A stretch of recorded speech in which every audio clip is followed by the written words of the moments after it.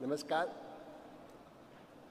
95व्या अखिल भारतीय मराठी साहित्य संमेलनाचे अध्यक्ष, ज्येष्ठ लेखक सन्माननीय भारत सासणे, ह्या उदगीरमधील साहित्य संमेलनाचे उद्घाटक, ज्यांना साहित्याबद्दल अतिशय प्रेम आहे असे लोकनेते नामदार श्री शरदचंद्रजी पवार, या संमेलनासाठी ज्यांनी खूप काम केलं ते या संमेलनाचे स्वागताध्यक्ष संजय बनसोडेजी, बसवराजजी पाटील नागराळकर, नावं सगळ्यांची घेता येणार नाहीत मला, दिनेश सास्तूरकर, असे अनेक जे माझे मित्र, नवीन मित्र झालेले माझे, त्यांना अभिवादन करतो. कारण खरंच 3 महिन्यात एवढा मोठा समारंभ, एवढं मोठं संमेलन, अखिल भारतीय मराठी साहित्य संमेलन घडवून आणणं हा काही पोरखेळ नव्हे. एक आव्हान त्यांनी स्वीकारलं आणि ते पेललं, त्यासाठी मी त्यांचं मनापासून कौतुक करतो. मंचावर जे उपस्थित मान्यवर आहेत, सगळ्यांची नावं मी घेतलेली नाहीत, मला माफ करा. कारण मला कल्पना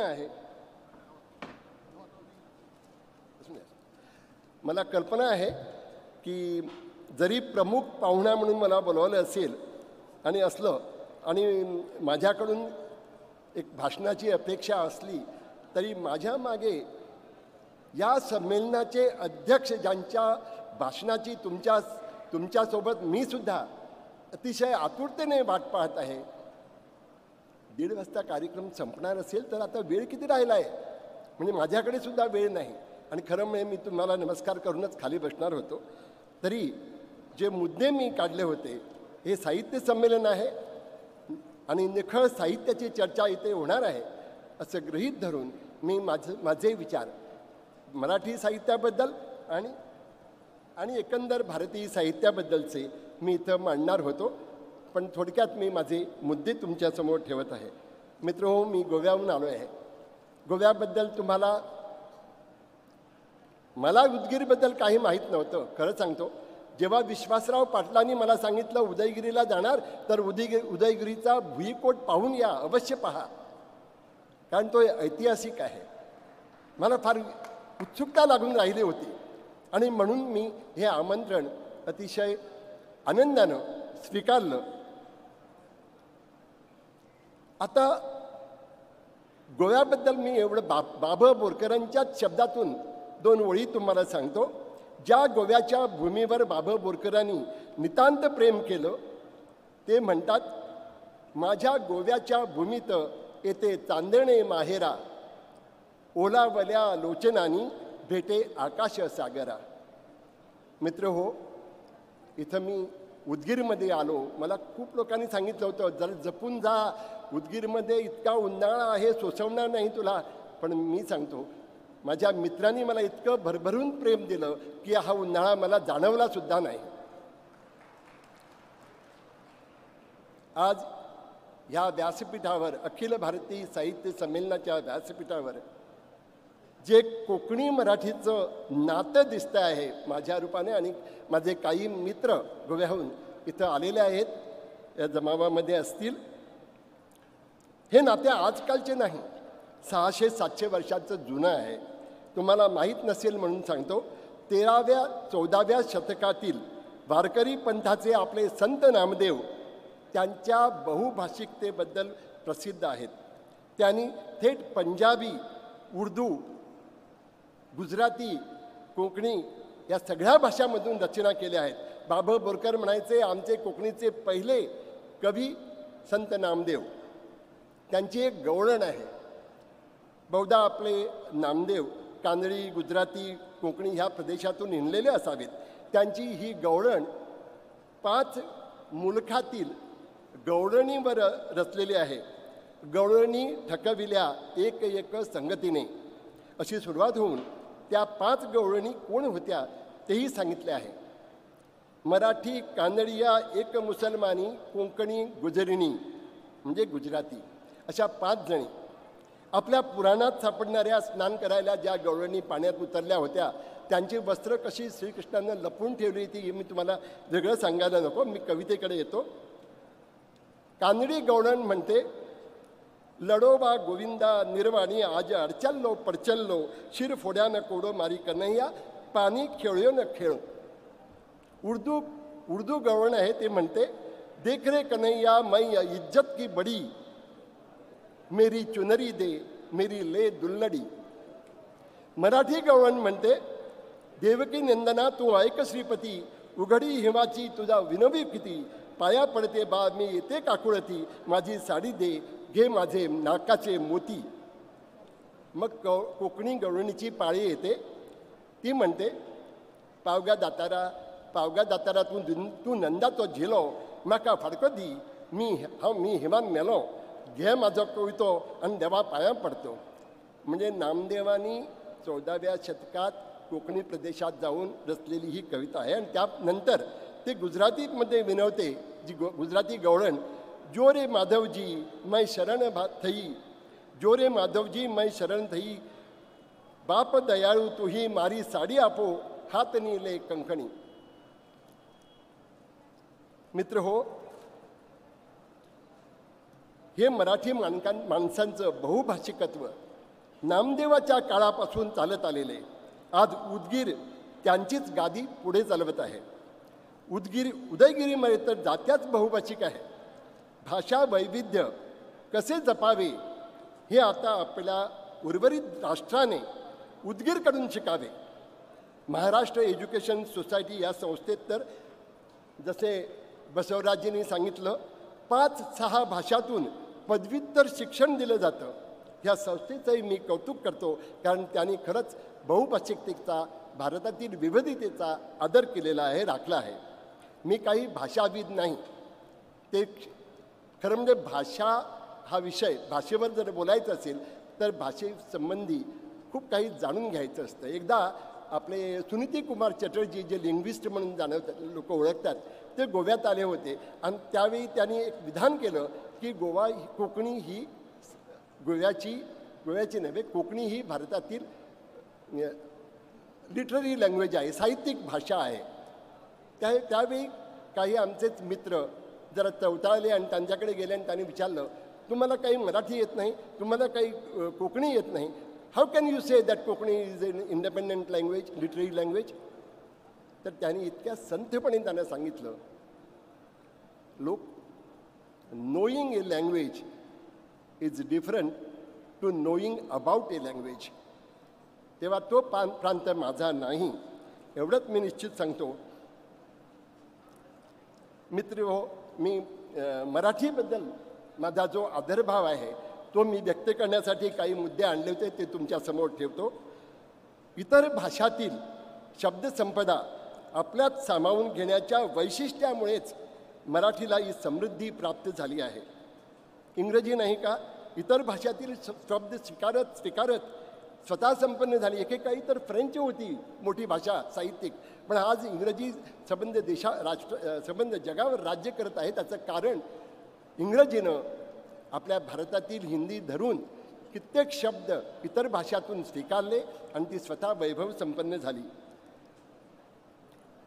आज भारतीय भाषा समूहामध्ये मराठी भाषा ही सर्वाधिक संपन्न भाषा आहे असं मी म्हटलं तर ते अतिशयोक्ती ठरणार नाही. भाषा संपन्न असली की साहित्याच्या अभिवृद्धीलाही त्याचा फायदा होतो. म्हणूनच आज भारतीय साहित्य क्षेत्रात मराठी साहित्याचं दालन वैभव संपन्न म्हणून मिरवत आहे. ह्याचा मराठी भाषिकाबरोबरच मलाही खूप अभिमान आहे. आमच्याकडे लोकसाहित्याला कोकणीत लोकवेद म्हणतात. ह्या लोकवेदानेच आपल्या साहित्याची बुनियाद घातलेली आहे. फक्त कोकणीच्या बाबतीत नाही, मराठीच्या आणि इतर भाषांच्या बाबतीतही हेच खरं आहे. मगाच्या बाकीबाबांच्या म्हणजे बाभ बोरकरांच्या कवितेतील 2 ओळी मी तुमच्यापुढे ठेवल्या होत्या. आता 2 ओळी पुढं नेतो. माझ्या गोव्याच्या भूमीत तृणी सुमनांचे गेंद, सिद्धी कुणब्यांच्या तोंडी शुद्ध सौंदर्याचे वेद. सिद्धी कुणब्यांच्या तोंडी शुद्ध सौंदर्याचे वेद. हे सिंधी आणि कुणबी लोकांच्या तोंडात जो लोकवेद आहे ती आमची ते आमचं वैभव आहे.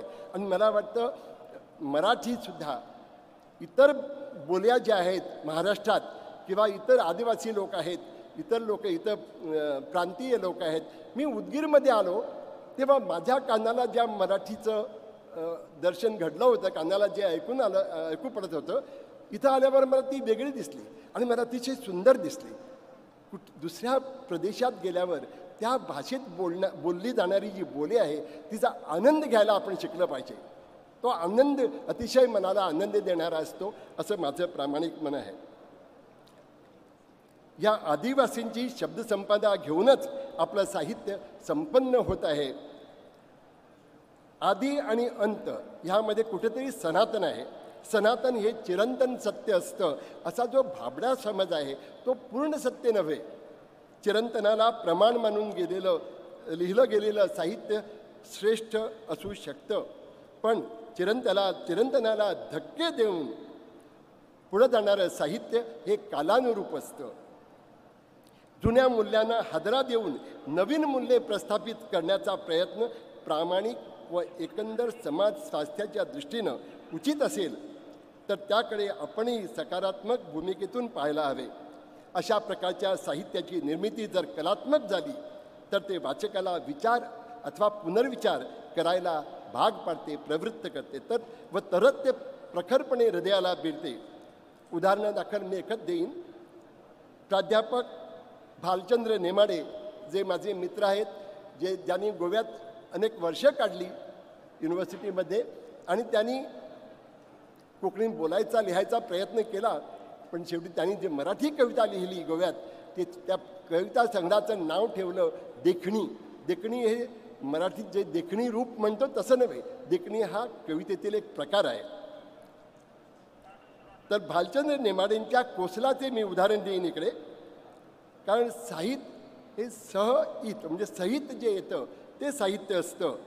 पण जीवनातील बाजूला सारले गेलेले व दुर्लक्षित घटक पांडुरंग सांगवीकरच्या रूपाने मुख्य साहित्य प्रवाहात आले व त्या दुर्लक्षित तरुणाईला आपला आवाज सापडला. हेच तर साहित्याचे काम आहे. अशीच आणखीन एक कमी चर्चित कादंबरी आहे सचिन कुंडालकरांची. मी मुद्दाम उल्लेख करतो. कोबाल्ट ब्लू अतिशय मार्मिकपणे सूचकपणे गे संबंधावर, समलिंगी संबंधावर, पुरुष संबंधावर लिहिलेली ही छोटी कादंबरी आहे. नॉवेला म्हणता येईल अशी. समलिंगी आकर्षणाकडे आपण विकृत म्हणून पाहतो तेव्हा आपलं काही चुकत नाही ना, आपलं काही चुकत नाही असं आपण गृहीत धरून चालतो. तशा लोकांची विचारसरणी व मानसिकता समजून घ्यायची वृत्ती आपण बाळगत नाही. इथेच आपले चुकत नाही का? तृतीयपंथी लोकांची हेटाळणी करणाऱ्यांना कळत कसं नाही? अशा माणसांना जन्म देऊन नंतर टाकून देणाऱ्या आईबापांबद्दल घृणा का नाही येत आपल्याला? माणुसकीला काळीमा फासणाऱ्या अशा माणसांना आपण सहज माफ करतो आणि वर्तमान म्हणजे जे पीडित बांधव उपेक्षित जीवन जगत आहेत, आय एम टॉकिंग अबाउट तृतीयपंथी लोकांबद्दल, त्यांनाच का दोष देतो? आज सचिन कुंडालकर सारखे तरुण लेखक अशा उपेक्षित विषयावर धीटपणे लिहितात. त्यांचे कौतुक झाले पाहिजे. आपल्या काळजाची कवाडे बंद करून कसं चालेल? मागे Delhi riots 2020 the untold story या पुस्तकावर बंदी आणली होती. मी थोडंसं फ्रीडम ऑफ एक्सप्रेशनबद्दल जो माझा जिव्हाळ्याचा विषय आहे त्याबद्दल बोलतो. ती बंदी रास्त होती का? हल्लीच काश्मीर फाईल सिनेमा प्रदर्शित झाला, त्यावर खूप वाद चालू आहे. चित्रण एकतर्फी झालं आहे, चित्रपटात दाखवण्यात येतं ते अर्धसत्य आहे असं मांडणारे आहेत. अलीकडेच माझ्या एका तरुण मित्राचं पुस्तक जाळण्यात आलं. आपल्याला जे पसंत नसेल ते जाळून टाकणे, एखादं पुस्तक तुम्हाला आवडत नसेल, पसंत नसेल, पटत नसेल तर त्यावर बंदी आणणे हे उत्तर नव्हे. चपखल उत्तर द्यायला हवं तर दुसरी बाजू मांडणारं पुस्तक लिहावं किंवा विचार काढावा. आपल्या संविधानाने अभिव्यक्ती स्वातंत्र्याची तळी उचलून धरलेली आहे. अर्थात त्याचा उपयोग कुणाची निंदा नालस्ती करण्यासाठी करू नये, हे मूलभूत तत्त्व समजण्याएवढे आपले लेखक सुज्ञ आहेत. तरीही आपले तमिळ लेखक पेरुमल मुरुगन यांनी लिहिलेल्या मातृभगन कादंबरीवर सनातनी प्रवृत्तीचे लोक तुटून पडले. इतक्या धमक्या लेखकाला दिल्या की पेरुमल मुरुगनला लेखणी खाली ठेवून पब्लिकली जाहीरपणे सांगावे लागले, पेरुमल मुरुगन हा लेखक मेला म्हणून. प्रतिभावंत साहित्यकारांना असा मनस्ताप होतो तेव्हा त्याचा थोडाफार परिणाम लेखनावर झाल्याशिवाय राहील का? साहित्य जर प्रफुल्लित ठेवायचं असेल तर अभिव्यक्ती स्वातंत्र्य अबाधित राहिलं पाहिजे. पण जेव्हा सत्तेला माज चढतो तेव्हा निर्बंध लादले जातात. एकाधिकारशाही बळकट करता फॅसिझमला खतपाणी मिळतं. अशा वेळी साहित्यकार हात पांघरून गप्प बसू शकतात का? तुम्हाला आठवत असेल जेव्हा इंदिरा गांधींनी आणीबाणी जाहीर केली तेव्हा त्या आणीबाणीला आपल्या लेखकांनी महाराष्ट्रातील प्रमुखपणे पण सगळीकडे लेखकांनी प्रखर विरोध केला होता, कडाडून विरोध केला होता. आपल्या दुर्गा भागवतांना बघा ना, दुर्गा अवतारच धारण केला होता. अनेकांचा विरोध साहित्यातून प्रकट होत होता. मंगेश पडळकरांची एक कविता आहे, छोटी आहे, मी तुम्हाला वाचून दाखवतो. सलाम नावाची. सलाम, सबको सलाम. ज्याच्या हाती दंडा त्याला सलाम. लाथेच्या भयाने डावा हात गांडीवर ठेवून उजव्या हाताने सलाम. बदलणाऱ्याला सलाम, न बदलणाऱ्यालाही सलाम. विकत घेणाऱ्याला सलाम, विकत घेण्याचा इशारा करणाऱ्याला सलाम. सलाम भाई, सबको सलाम. पाडगावकरांनी अशा प्रकारे केडी उंडली करून आपल्यासमोर सत्य ठेवलं. पण सत्तेपुढे नांगी टाकणारे आपल्याकडे खूप जण आहेत. दुर्दैवाची गोष्ट आहे. त्याची प्रतिभा व प्रज्ञा कुठे गवत खाते हे मला माहीत नाही. आपल्याकडे चीअर लीडर्स, साहित्यिकामध्ये चीअर लीडर्स तयार झालेत. फार दुर्दैवाची गोष्ट आहे. सत्तेवर जो येतो त्याच्यासाठी चेअर्स करणारे, ह्याची आपण दखल घेतली पाहिजे. आणि मला वाटतं त्यासाठी विद्रोही लेखक, बंडखोर लेखक, आणि प्रत्येक लेखक हा बंडखोरच असला पाहिजे, एवढं माझं म्हणणं आहे. मला भावलेला एक इंग्रजी कोट मला सांगितल्याशिवाय राहत नाही. It is said, nations are built in the hearts of writers. Nations are built in the hearts of writers. They either prosper or die in the hands of politicians. मित्र हो, मला आनंद वाटतो सांगायला, मी मराठीच्या साहित्याच्या प्रवासात सुरुवातीपासून त्यांच्याबरोबरच आहे. म्हणून मला मराठीबद्दल इतकी आपुलकी आणि जिव्हाळा आहे. यशवंतराव चव्हाणापासून इथं आसनस्थ असलेले सन्मान्य शरदराव पवार आणि इतर मान्यवर, सत्तेमध्ये असलेले आणि नसलेले, हे सगळे साहित्याच्या प्रेमापोटी इथं आलेले आहेत. आणि त्यांची साहित्याची रसिकता जी आहे ती आपल्या साहित्याला पुढं ढकलत आहे, पुढं नेत आहे. पण जिथे साहित्याला भीक घालत नाहीत असे नेते आहेत, तिथं मला संत मीराबाईंच्या शब्दात सांगावेसे वाटते. मूरख राज करत हो, पंडित फिरत भिकारी, अशी परिस्थिती येऊ शकते. म्हणून मराठी साहित्य क्षेत्र भाग्यवान आहे असेच मी म्हणेन. कोकणीत एक म्हण आहे, हजारोच्या संख्येनं इथं लोक आलेत. जेव्हा खूप जण लेखन करतात, खूप साहित्य रचलं जातं, तेव्हा ते मोठे लेखक आहेत असं वाटतं. कोणी सांगतं ह्यांनी ना 100 पुस्तकं लिहिलीत, अहो त्यांची 150 पुस्तकं आहेत, जणू का ते फार मोठे साहित्यकार आहेत. इथं मला आपले साहित्यकार सुरेश भट गझलकार, तुम्ही ओळखता त्यांना, त्यांचा एक विचार तुमच्यासमोर ठेवतो आणि पुढे जातो. पुस्तकांच्या संख्येवरून जर कोणी मोठा लेखक साहित्यकार ठरतो, जर पुस्तकांच्या म्हणजे दुसऱ्याचा जो अधिकार आहे, मी काही सांगितलं ते मानून घेतलंच पाहिजे नाही, त्याचं मतही मी ग्राह्य धरलं पाहिजे किंवा त्याच्यावर विचार केला पाहिजे. मी विशेष काही सांगत नाही. आता कौतिकरावांनी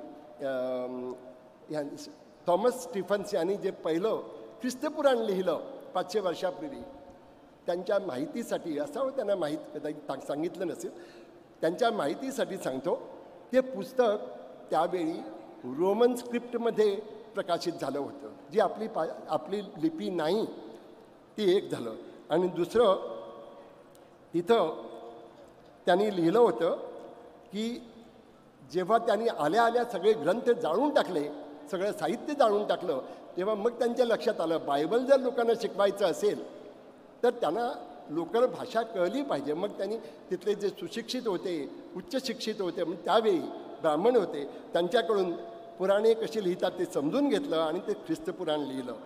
आणि तिथं त्यांनी प्रस्तावनेत एक म्हटलेलं वाक्य लक्षात ठेवा, त्यांनी ते प्रस्तावनेत लिहिलं आहे, ठाई ठाई ठाई ठाई ब्राह्मणी उतरे मिश्रित करूनही लिहिले आहे. आणि त्याच्यानंतर जेव्हा हे पुस्तक घेऊन जे जनसामान्यापर्यंत गेले, बहुजन समाजापर्यंत गेले, तेव्हा त्यांच्या डोक्यावरून सगळं जायला लागलं. तेव्हा मग एकही पुस्तक त्यांनी मराठीत लिहायचा प्रयत्न केला नाही. हे मराठीच्या विरोधात सांगत नाही मी, किंवा कोकणीच्या बाजूनं म्हणून सांगत नाही, लोकांच्या भाषेतून त्यांनी ते सांगितलं. आणि मला वाटतं लोकभाषेचा आदर कसा करावा हे आपण तिकडे शिकलं पाहिजे. आणि मराठीत तो लोकभाषेचा आदर केला जातो ही खात्री बाळगून मी इकडे आलो आहे.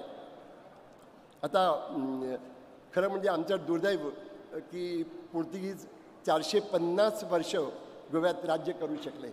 तुम्हाला माहीत नसेल म्हणून सांगतो कदाचित. 1683 साली संभाजी महाराज, छत्रपती संभाजी सैन्य घेऊन गोव्यावर चालून आले होते. पोर्तुगीजांना वेढा घातला. बरीच महिने हा वेढा राहिला. आणि शेवटी पोर्तुगीजांना जेव्हा ते अन्नाला मोताद झाले तेव्हा त्यांनी शरणागती पत्कराची ठरवली. पण दुर्दैवाची गोष्ट अशी की मोगल चालून आलेत मराठी राज्यावर, म्हणून त्यांना निरोप आला तेव्हा ते वेढा उठवून परत केव्हा येऊन म्हणून निघून गेले. पण ते गेल्यानंतर जे आपले मिशनरी होते ते सरकारच्या कानी लागले आणि ते म्हणाले, बघा आपले जे नवख्रिस्ती लोक आहेत, ख्रिश्चन झालेले, ते आणि इकडे हिंदू हे एकमेकाशी संगनमत करून ते काय बोलतात ते आपल्याला कळत नाही, की त्यांची पोर्तुगीज होती. तेव्हा ते संगनमत करून त्यांनीच संभाजी महाराजांना बोलावून घेतलं आहे आणि ते आपसात काय बोलतात आपल्याला कळत नाही. म्हणून आता त्यांच्यावर बंदी आणली पाहिजे. आणि 1684 साली कोकणीवर संपूर्ण बंदी, म्हणजे बोलायला सुद्धा बंदी होती असा त्यांनी, मला कल्पना आहे, मला उशीर झाला आहे आणि मला खरं म्हणजे अतिशय आदरपूर्वक मी सांगतो, अध्यक्षांना बोलायला संधी द्यायला पाहिजे. पण त्याच्यानंतर जे सरकारनं 1684 साली कायदा करून संपूर्ण कोकणी बोलण्यावर लिहिण्यावर बंदी आणली, ती आम्ही 300 वर्ष सोसली. मला वाटत नाही जगातील कुठल्याही भाषेच्या वाटेला असा प्रसंग आला असेल. मित्र हो, मी फक्त भाषेसाठी एवढं सांगतो, भाषा हा माणसांना जोडणारा दुवा आहे. आपण जेवढ्या भाषा शिकू तेवढी अधिक माणसे जोडत जाऊ. आणि दुसऱ्या भाषेत लिहिणं हा कोणी गुन्हा मानू नये. मी जेव्हा पहिली कथा लिहिली तेव्हा कोकणीत लिहिली आणि खूप जणांनी आक्षेप घेतला मी कोकणीत लिहितो म्हणून.